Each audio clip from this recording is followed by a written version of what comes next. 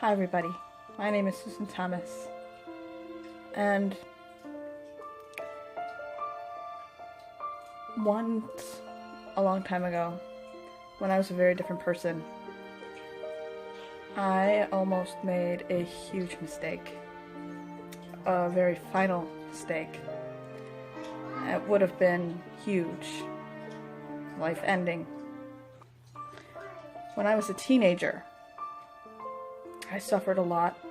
I had uncontrolled epilepsy, and I was bullied, and between the two, I was spiraling down into a dark, deep depression.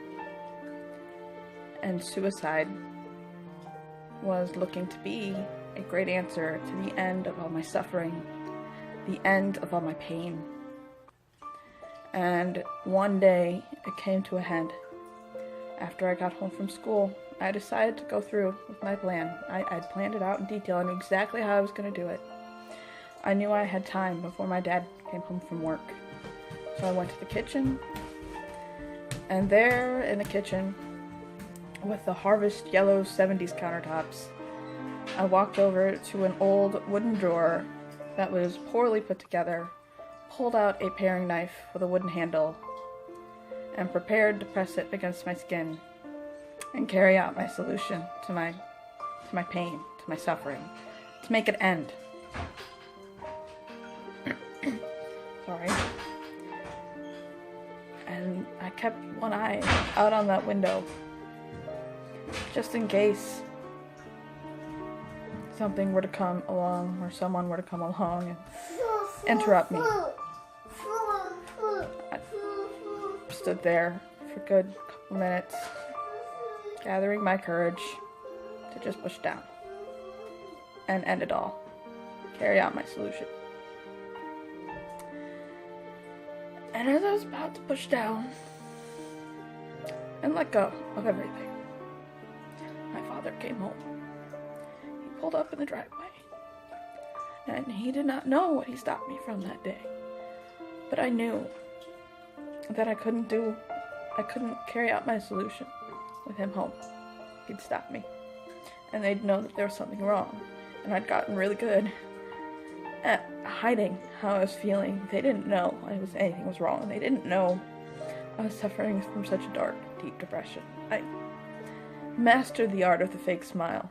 I mastered the art of a fake smile that looks genuine. And it's because perhaps I've mastered that art that I can see when others also have learned that art, and I can see through it because I have one of my own.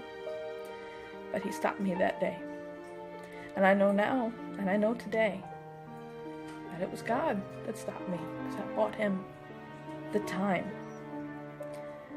to reach me, to put one thought in my head I was not capable of.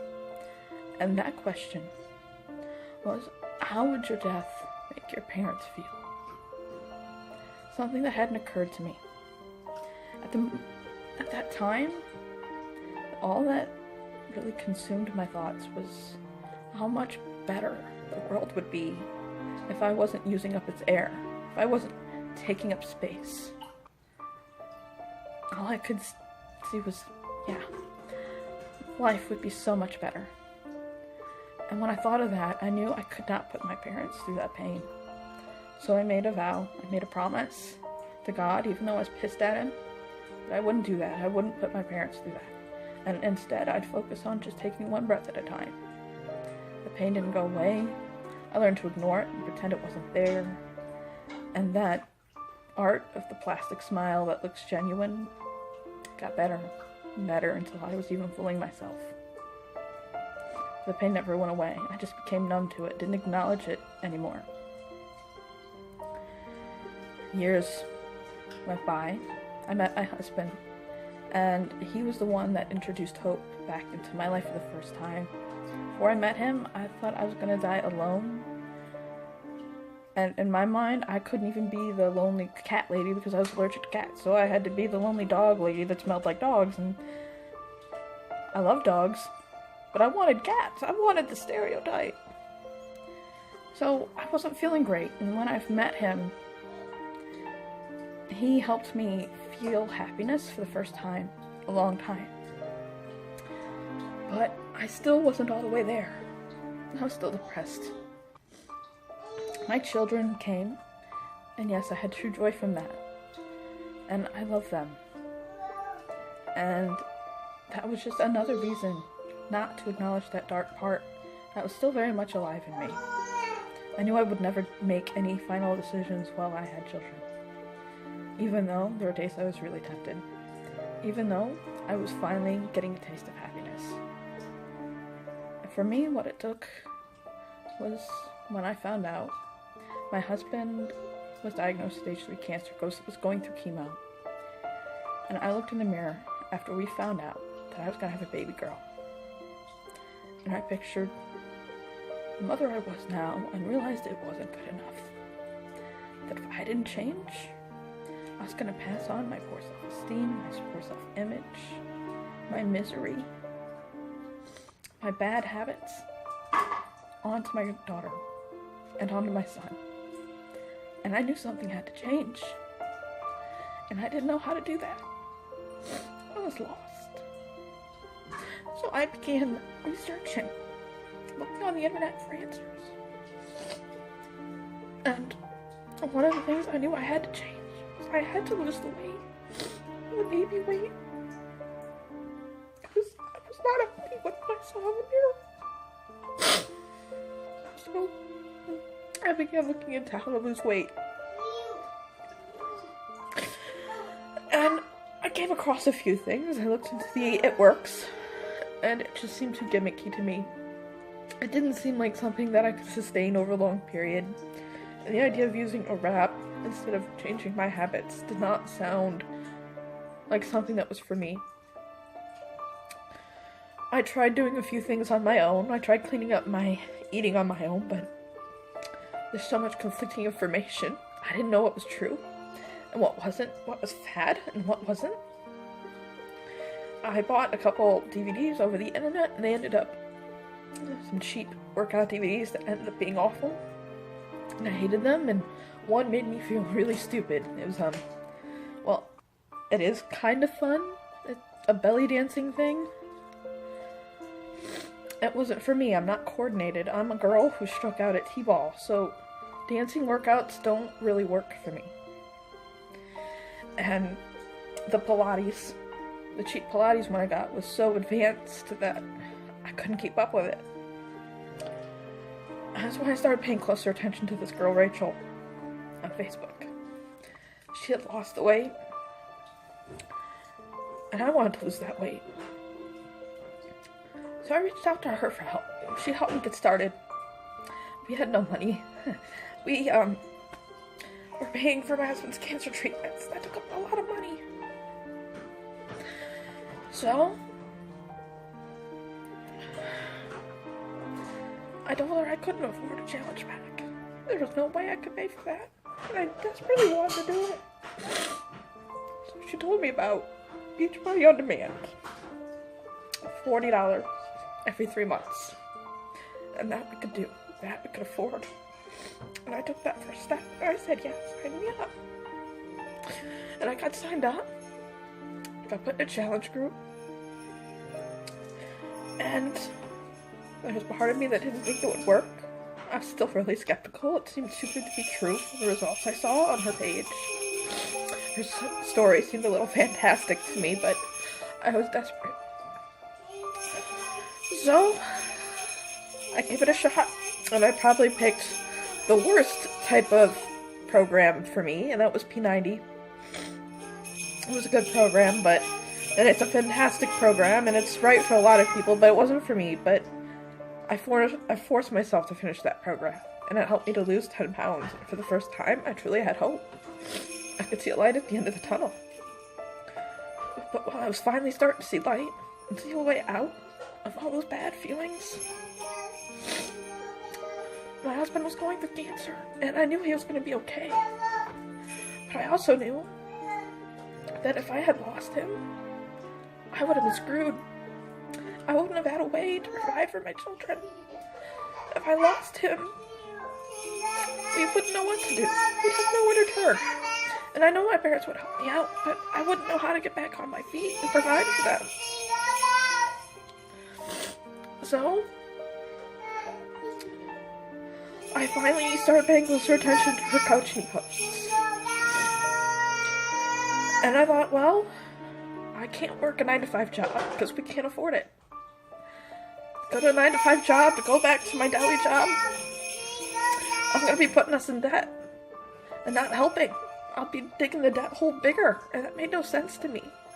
And I had looked into other at-home options, like becoming a blog writer, and I didn't like it. I didn't like that kind of writing. I'd love to write, but not that kind of writing. I love to write fantasy and to escape and live in a fantasy world every once in a while, and I didn't get joy from that kind of writing.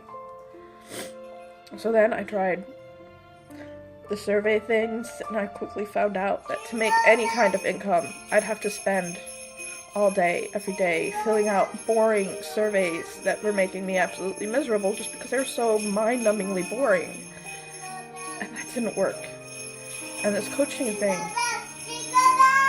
seemed too good to be true, but again, I was desperate. I wanted a way to build an income, a full-time income from home, so that if something truly did happen to my husband, we wouldn't be left in the lurch, that I'd be able to provide for them and step up and do what was needed, that if he ever had a relapse with cancer, I could tell him to take some time off, and I could be the provider and let him do what he needed to do to get better.